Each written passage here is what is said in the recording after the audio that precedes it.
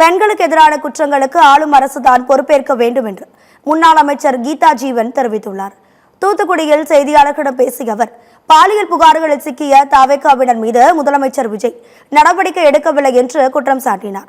பல்வேறு இடங்களில் தவேகாவினர் அத்துமீறல்கள் அதிகரித்துள்ளதாகவும், சிங்கப்பெண் சிறப்பு அதிரடிப்படை எப்படி செயல்பட போகிறது என்பதை பொறுத்திருந்து பார்ப்போம் என்றும் கீதா ஜீவன் கூறினார். சமூக வலைதளங்களில் தவேகாவினர் பொய் பிரச்சாரம் செய்கின்றனர் என்றும் அவர் குற்றம் சாட்டினார். சிங்கப்படைன்னு சொல்லிட்டு பெண்கள் பாதுகாப்பா ஒண்ணு தொடங்கி இருக்கிறாங்க.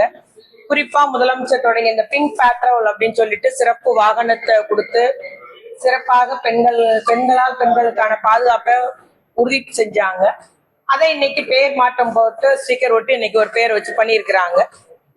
ஆனா இந்த முதலமைச்சர் அவருக்காக உழைத்த அவருடைய ரசிகையான நீண்ட நாள் ரசிகையான ஸ்ரீவைகுண்டத்தை சார்ந்த ஒரு பெண்ணு 15 நாட்களாக தொடர் குற்றச்சாட்டு தொடர் புகார் தொடர் முதலமைச்சர் நடவடிக்கை என்று சொல்லிட்டு அவர் கதறி அழுது கொண்டிருப்பது சிஎம்க்கு கேட்கல.